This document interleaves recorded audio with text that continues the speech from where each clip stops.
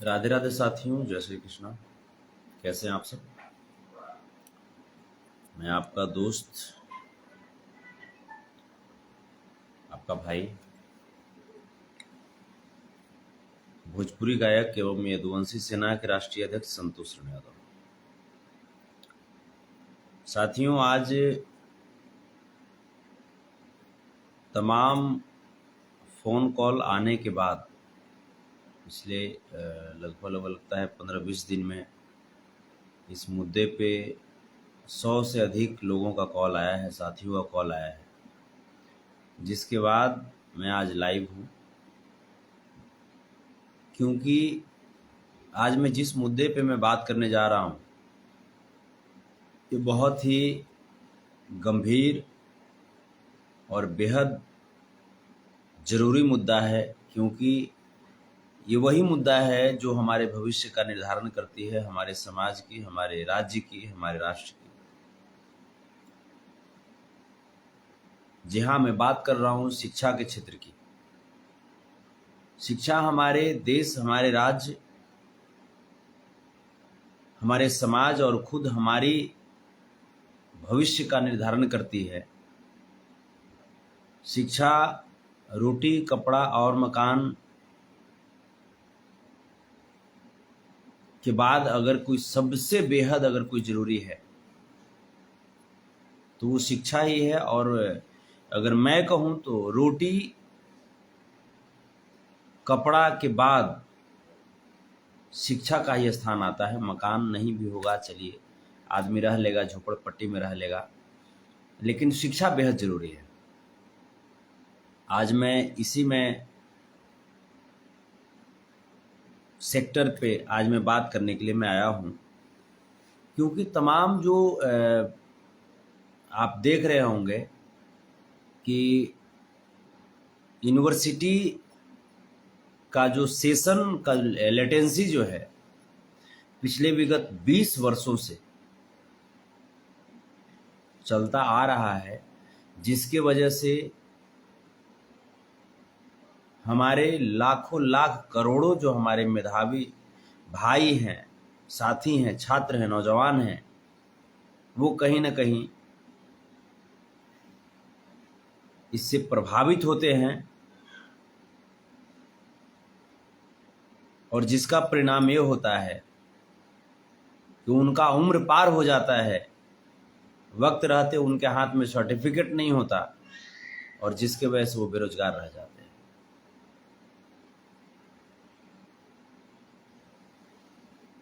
अब जो बात आती है यूनिवर्सिटी की, तो यूनिवर्सिटी राज्यपाल महोदय के अधीन होता है।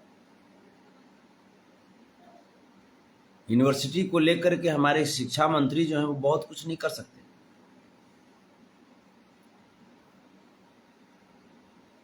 ये जो है यूनिवर्सिटी का मामला, ये राज्यपाल महोदय के अधीन होता है।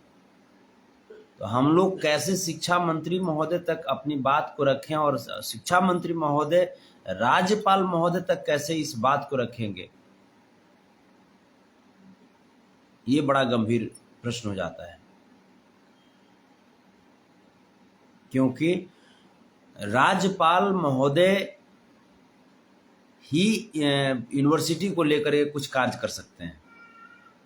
हम लोग तमाम अगर जनता मिलकर के अगर शिक्षा मंत्री को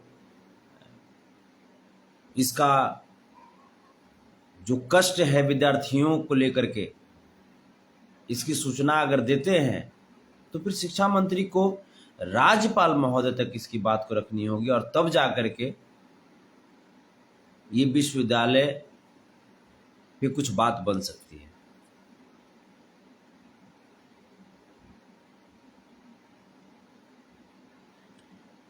हम देख रहे हैं तमाम, जैसे सबसे ज़्यादा कॉल अगर आई है तो वो मगध विश्वविद्यालय से आई है, मगध यूनिवर्सिटी से आई है, जो कि गया में है। गया के बोध गया में मगध यूनिवर्सिटी है, वहाँ से सबसे अधिक कॉल आया है मुझे।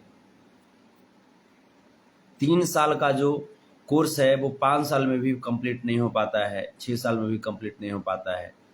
लेकिन मेरा कहना है कि जो मान लीजिए कि जो नौकरी करने की जो ऊपरी जो आयु सीमा है,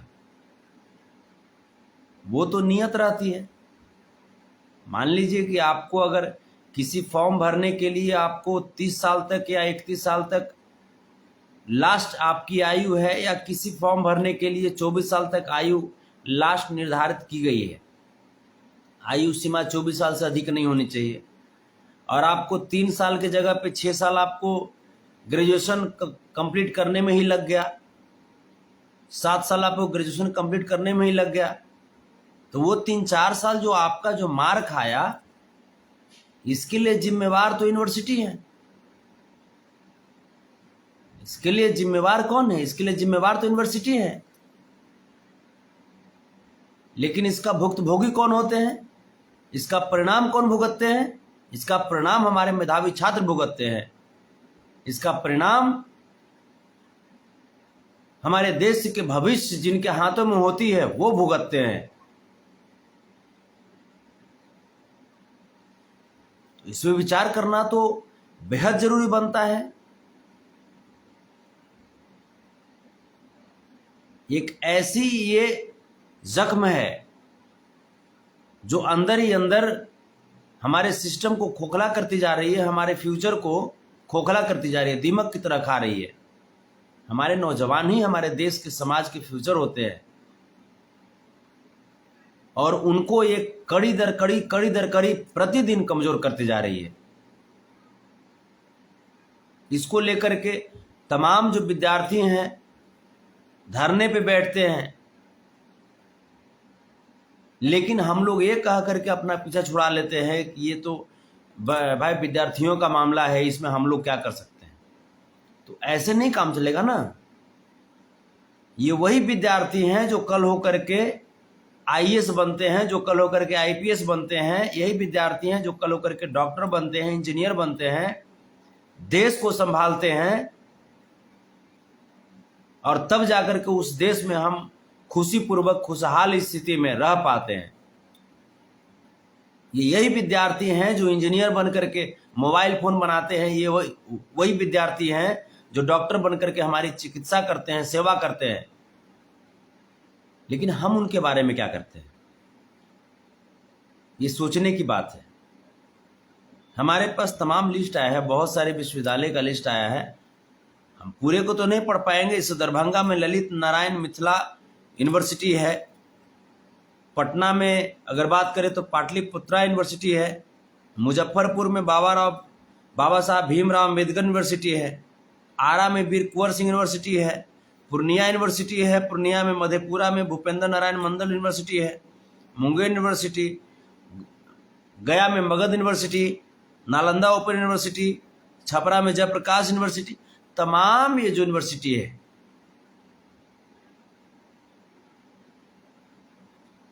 तिलका मांझी यूनिवर्सिटी भागलपुर में। तो ये जो स्थिति जो हो रही है, इस पे गहन चिंतन करने की जरूरत है। हम उदासीन व्यवस्था हमेशा हम देखते हैं। ये विद्यार्थी लोग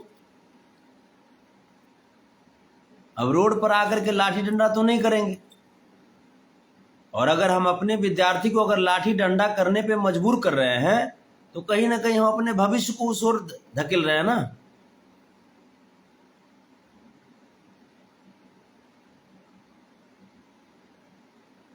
अभी जो वर्तमान में आप जैसे देख रहे होंगे, ये तो युवा की सरकार बनी है।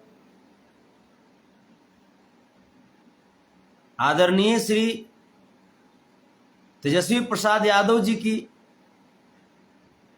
देखरेख में अभी आपने देखा है कि कुछ दिन पहले सीधा नियुक्ति पत्र का वितरण किया जा रहा था। उन्होंने जो 10 लाख लोगों को जो नौकरी देने का जो वादा किया था उसे वो निभा रहे हैं। अभी पर्यावरण विभाग में भी हमारे आदरणीय पर्यावरण वन एवं जलवायु परिवर्तन मंत्री श्री तेज प्रताप यादव जी नियुक्ति पत्र बांटेंगे। तमाम जो इस वक्त जो श्री नीतीश कुमार जी के नेतृत्व में जो महागठबंधन की सरकार बनी है, वो लगे हुए हैं यहाँ कैसे करके बिहार की जो आवाम है उसको खुशहाल वातावरण दे, कैसे करके बिहार के जो युवा हैं उनको रोजगार दे, नौकरी दें। लेकिन इसमें क्या है कि पदाधिकारियों की भी सहभागिता जरूरी है। पदाधिकारी जब तक सहयोग नहीं करेंगे तब तक ये कैसे पॉसिबल हो पाएगा। अभी आपने देखा स्वास्थ्य के क्षेत्र में लगातार जो बदहाल स्थिति बनाई जा रही थी, मनमानी कर रहे थे सुप्रिंटेंडेंट, बिहार की आवाम को धोखा दे रहे थे सुप्रिंटेंडेंट।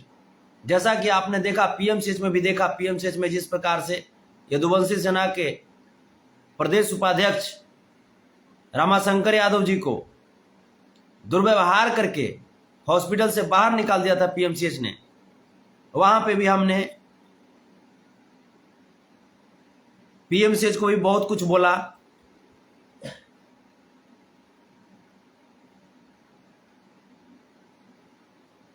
उसके बाद एनएमसीएच में भी बहुत सारी लापरवाही देखी गई, जिसके बाद हमारे आदरणीय स्वास्थ्य मंत्री श्री तेजस्वी प्रसाद यादव जी ने एनएमसीएच के सुप्रिंटेंडेंट महोदय विनोद कुमार सिंह जी को तत्काल प्रभाव से निलंबित कर दिया।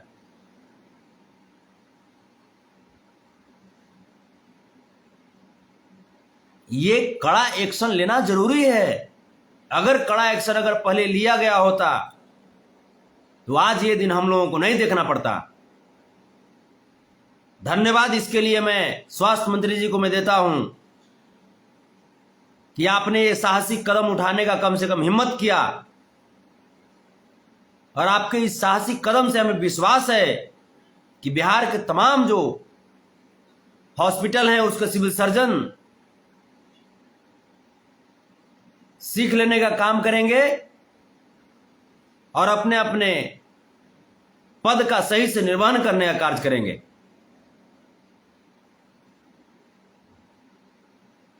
हम इस लाइव के माध्यम से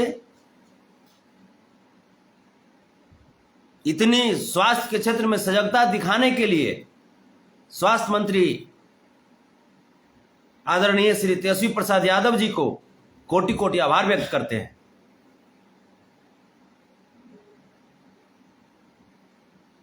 आप देख रहे होंगे पर्यावरण के क्षेत्र में हमारे आदरणीय यदुवंशी सेना के संरक्षक माननीय वन पर्यावरण एवं जलवायु परिवर्तन मंत्री श्री तेज प्रताप यादव जी लगातार प्रतिदिन दिन रात कार्य कर रहे हैं। तो हमें उन लोगों को सपोर्ट करना होगा। जब तक कि हम लोग सपोर्ट नहीं करेंगे उनको, तब तक ये संभव नहीं है कि वो अच्छे कार्य कर पाएं।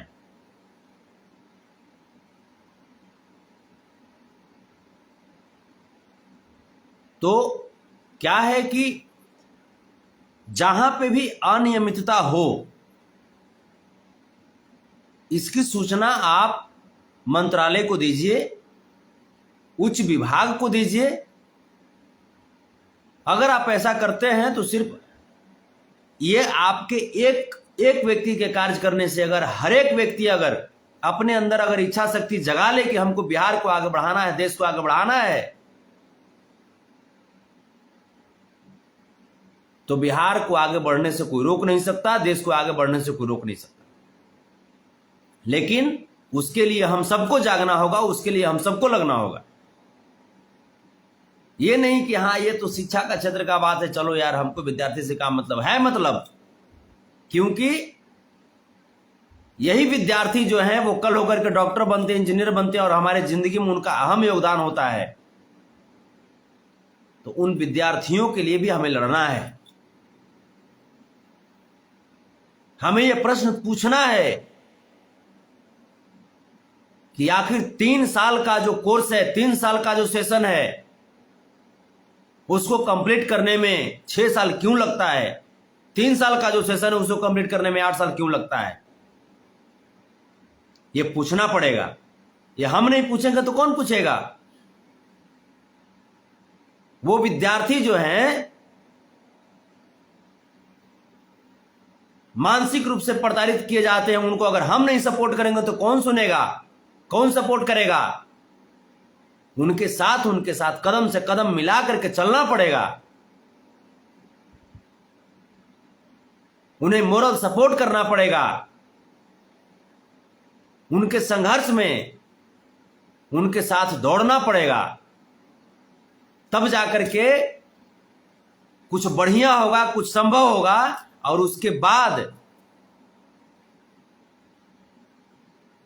शिक्षा व्यवस्था में कुछ सुधार होगा, क्योंकि पिछले जो लगातार जो 17 साल 18 साल में आरएसएस समर्थित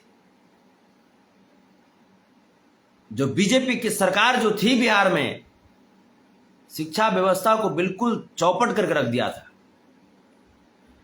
अब जब एक ऐसी सरकार बनी है जिससे बिहार की आवाम को उम्मीद है और बिहार की आवाम के अनुरूप वो कार्य कर रही है सरकार, तो ये हमारा भी दायित्व बनता है कि जहां है वहीं से, जहां पे भी अनियमितता हो रहा है वहां पे हमको सरकार को बताना है, उस मंत्रालय को बताना है, उसके ऊपरी पदाधिकारी को बताना है। और अगर पदाधिकारी भी गलती कर रहे हैं, पदाधिकारी भी अगर गलत हैं, तो उनकी भी सूचना हमें अपने मंत्रालय तक पहुंचाना है। क्योंकि जब तक हम अपने मंत्रालय तक अपनी बात को नहीं पहुंचाएंगे, जब तक हम अपने आदरणीय मंत्री जी तक अपने बात को नहीं पहुंचाएंगे, तब तक कार्रवाई कैसे होगी? और आप देखे हैं, आपने बिल्कुल देखा है कि जैसे कि जिस समय कैंपेनिंग के दौरान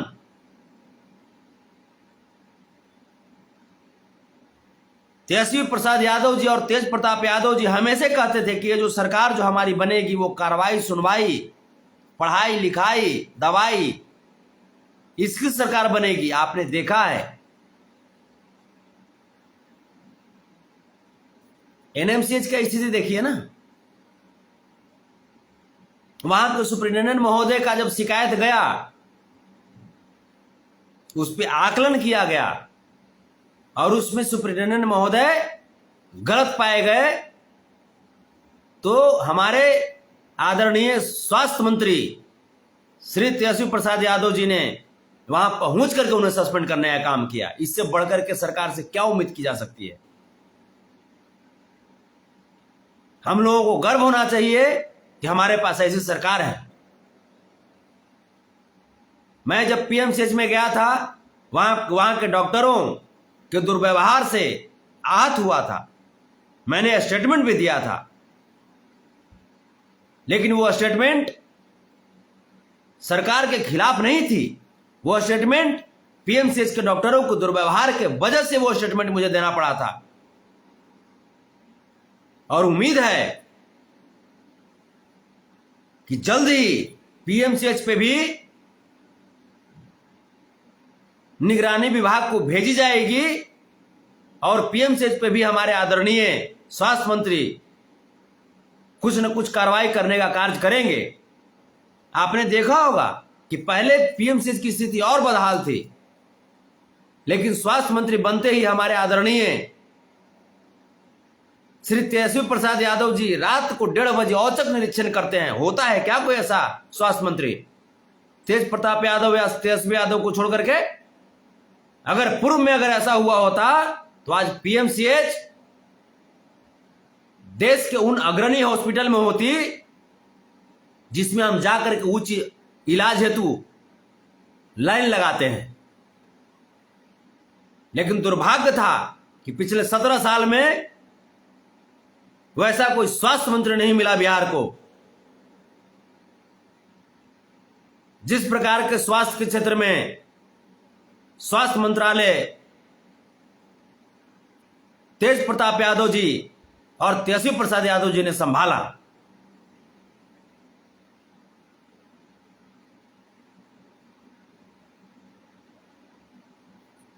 तो लाइव आने का मुख्य जो मकसद था वो ये था कि हम कैसे अपने विद्यार्थियों का जो सेशन जो लेट हो रहा है, उनकी उम्र पार करते जा रही है, सर्टिफिकेट उनके हाथ में नहीं आता है।